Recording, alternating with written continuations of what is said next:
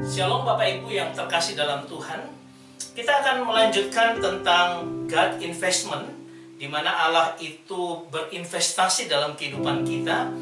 Ketika kita melihat dalam bagian kedua ini, kita bicara tentang risiko dan bagaimana kita fokus menjadi pengikut Yesus yang sejati. Mari kita lihat, saya akan mengajak kita untuk melihat beberapa ayat menjadi perenungan kita. Kita akan melihatnya dari Lukas pasal 9 ayat 57. Ketika ini bicara tentang hal mengikuti Yesus. Nah, ketika Yesus dan murid-muridnya melanjutkan perjalanan mereka, berkatalah seorang di tengah jalan kepada Yesus, "Aku akan mengikuti engkau, I will follow you." Ya, kemana saja engkau pergi. Nah, kalau kita melihat dari kata-kata ini dikatakan akoloteso, artinya aku akan mengikuti engkau dengan gram chordnya, dengan tata bahasanya adalah FIA, artinya future indicative active. Jadi berbicara tentang akan, ke depan aku akan mengikuti engkau. Bukan sekarang waktunya aku mengikuti engkau, tetapi aku akan ke depan mengikuti engkau. Dan kalau kita perhatikan di sini, inisiatifnya itu dari siapa?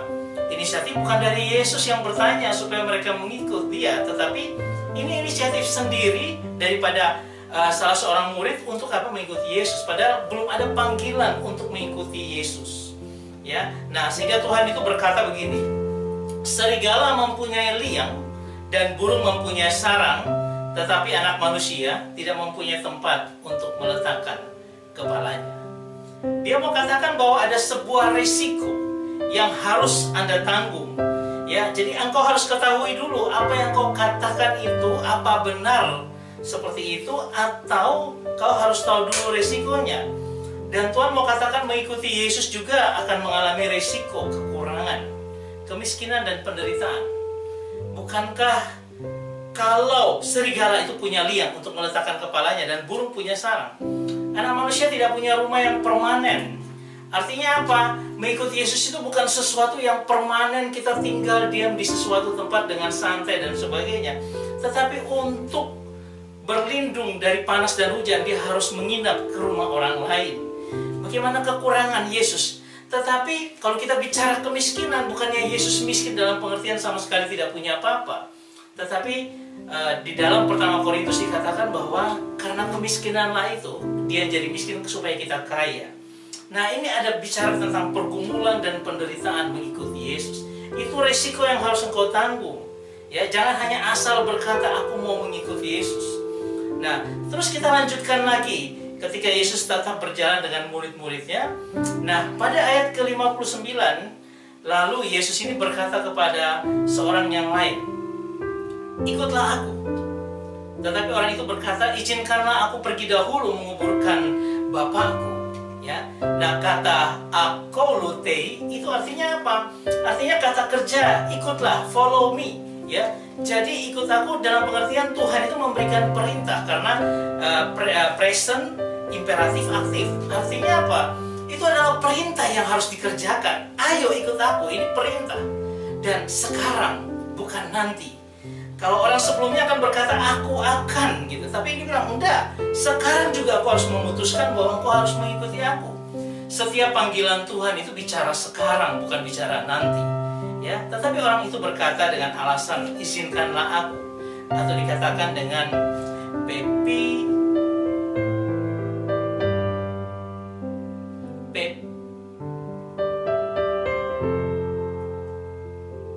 Tetapi orang itu berkata, izinkanlah aku pergi dahulu menguburkan Bapakku.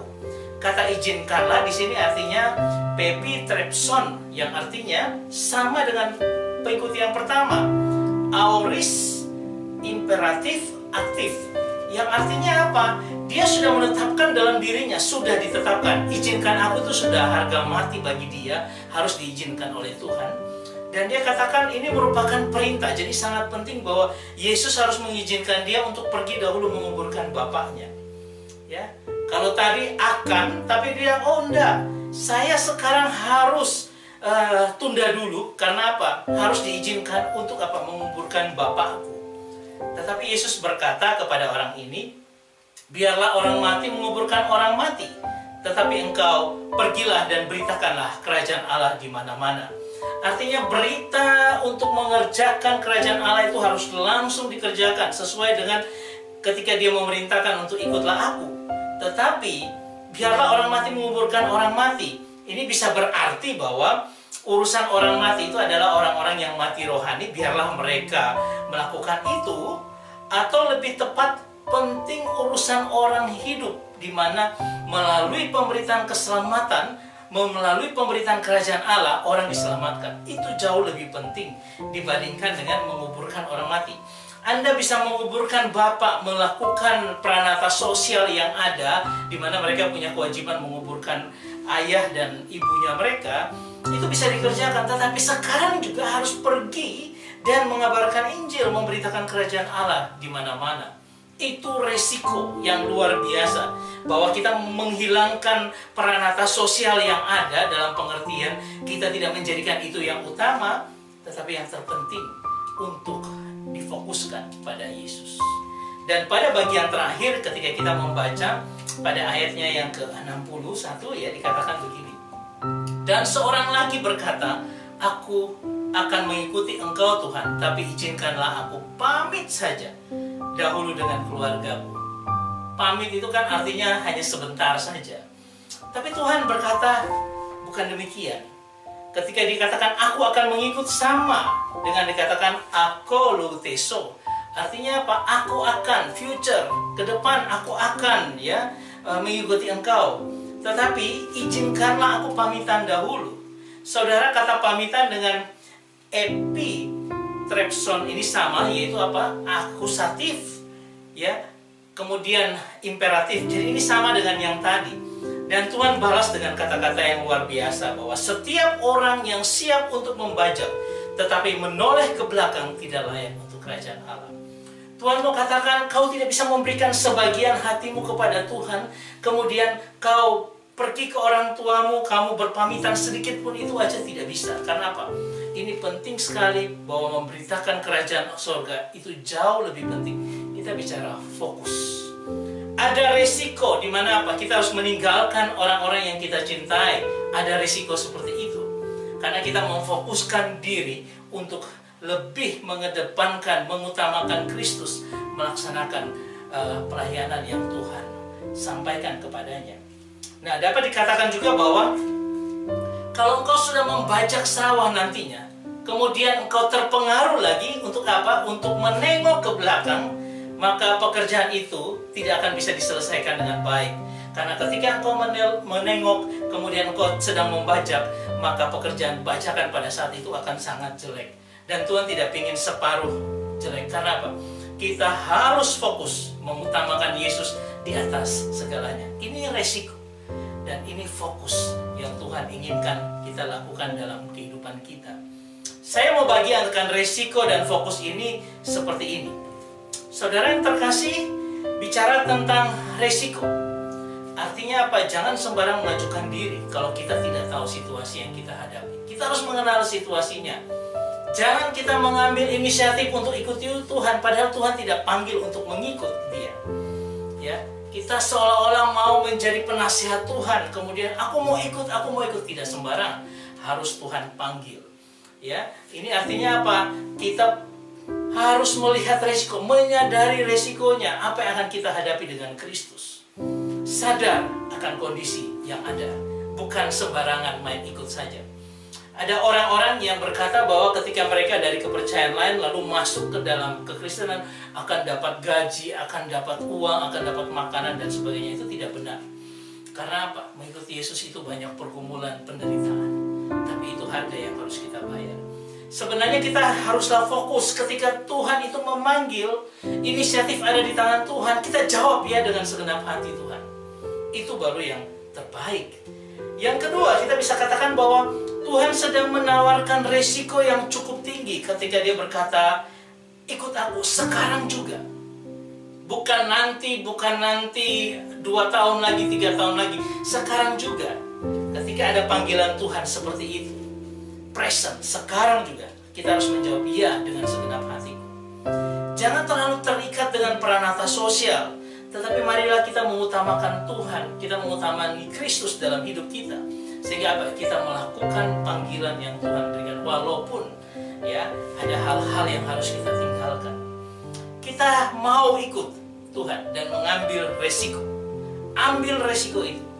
Memang sedikit pun kita tidak boleh berpaling, tidak layak. Tuhan bilang jangan, karena fokus utama ada pada Aku.